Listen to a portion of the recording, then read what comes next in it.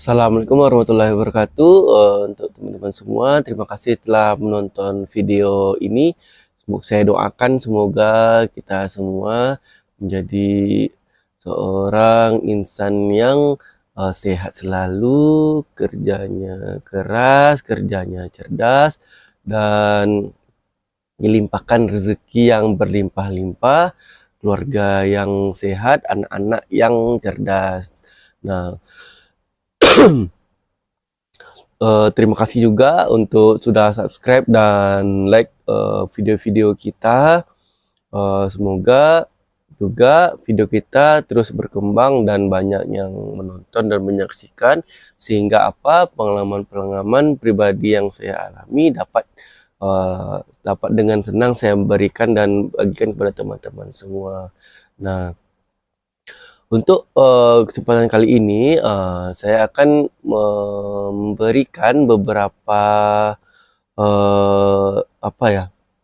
beberapa kiat-kiat untuk menjadi pedagang yang sukses. Nah, kiat-kiat ini untuk menjadi pedagang yang sukses ini bukan saya dapatkan daripada diri saya sendiri, karena saya juga baru memulai berusaha atau berdagang.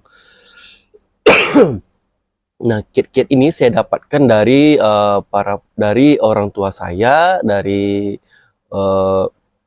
kolega-kolega saya, dari saudara-saudara saya yang lebih dulu berdagang dan sekarang alhamdulillah mereka sudah bisa dikatakan sudah sukses dalam berusaha.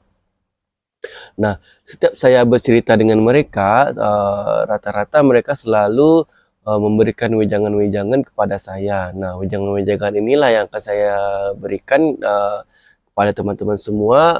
Semoga apa yang saya sampaikan ini bisa dapat juga memberikan motivasi kepada kita semua, sehingga kita bisa terus semangat dalam berdagang.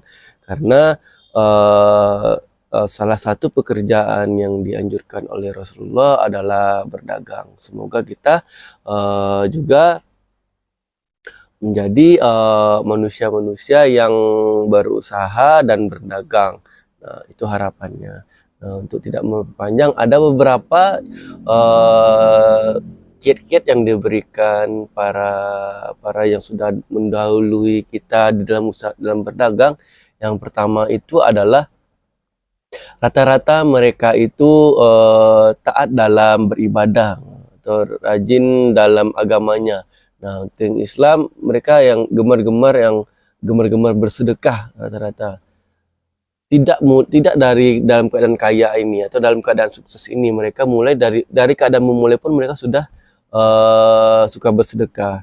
Nah, apalagi dengan sholat. Nah, sholat 5 waktu kalau bagi Islam terus mereka jaga, sehingga sholat 5 waktu dan bersedekah ini bukan untuk menarik rezeki, tapi untuk menyadarkan diri kita untuk meningkatkan rasa syukur. Itu yang mereka tanamkan kepada saya.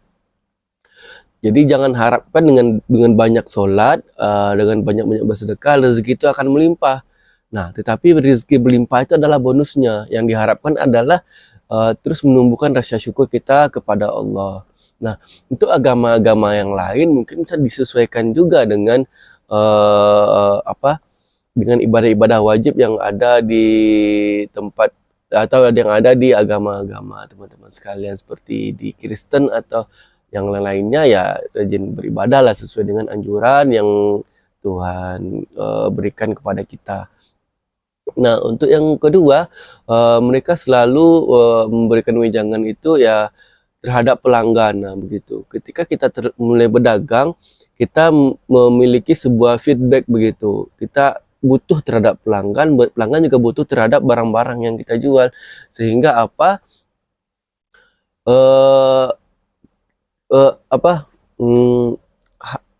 hal-hal yang kita berikan kepada mereka seperti pelayanan, barang-barang yang baik dan bagus, tentu mereka juga akan memberikan hal serupa kepada kita.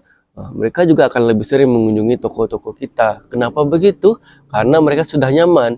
Nah, ada yang saya ingin sampaikan tuh, ada dua toko. Yang toko pertama itu mempunyai harga yang sangat-sangat murah. Yang kedua harganya murah juga, tapi tidak lebih murah dari toko yang sebelumnya. Nah, tetapi toko yang murah ini, yang B ini, lebih ramai lebih ramai pembelinya daripada yang A. Padahal yang A ini lebih murah daripada yang B. Kenapa mereka lebih B? Mereka nyaman. Nah, begitu. Itu alasannya. Eh, Mereka mengatakan itu beda-beda 500 saja, tetapi kalau belanja di toko B ini kita nyaman dan dilayani dengan ramah, begitu. Nah, begitu efeknya sangat berdampak kepada toko kita. Jangan karena toko kita sudah besar, kita sudah merasa sukses, dan kemudian kita memberikan pelayanan-pelayanan yang buruk kepada pelanggan kita. Padahal apa? Padahal uang-uang mereka yang kita harapkan, itu bahasa kasarnya. Uang-uang yang mereka yang belanja kita harapkan. Bukan karena kita sendiri kita bisa berhasil, tapi karena mereka yang datang tersebutlah yang memberikan dampaknya kepada kita. Nah, untuk yang ketiga, kiatnya adalah dalam hal mengontrol keuangannya. Mereka mengatakan kepada saya, dalam mengontrol keuangan jangan menyediakan 2 tempat simpanan begitu. Artinya apa? Ketika kita sudah selesai berjualan, untung ruginya, berapa banyak pemasukan dan pengeluarannya, suami dan istri tersebut harus tahu begitu. Jangan hanya suami saja yang tahu, jangan hanya istri saja yang tahu. Kedua-duanya harus tahu berapa keuntungan, berapa pengeluaran, dan berapa sisa tabungan yang ada dari jualan. Nah, jangan satu pihak saja yang tahu, harus tahu berdua. Dan selanjutnya, ketika keduanya harus tahu, dan juga diharapkan tidak ada tabungan-tabungan yang berlainan begitu. Nah, maksudnya begini, dari hasil jualan tersebut ada keuntungannya, suami menabung, istri juga menabung tanpa sepengetahuan ya, tanpa sepengetahuan. Nah, suami menabung tanpa sepengetahuan istri, istri juga menabung tanpa sepengetahuan suami. Untuk sebulan 2 bulan memang tidak terasa berapa uang-uang kita yang kita tabung itu pergi. Tapi sudah beberapa bulan kemudian jangan terasa. Rasanya bagaimana? Ketika sudah berjualan seperti biasa, normal, bahkan cenderung lebih ramai, tetapi uangnya tidak nampak begitu. Jangan terjadi. Lama-kelamaan ini akan bangkrut. Nah, alangkah baiknya ketika kita ingin menabung dan memberikan, itu harus tahu satu saja tabungannya begitu. Atau harus tahu begitu. Istri menabung, suami harus tahu. Suami menabung, istri harus tahu. Jadi kita tahu kemana-mana duitnya pergi, itu intinya. Dan yang terakhir, kiat-kiat untuk sukses itu adalah selalu berinovasi, kata mereka.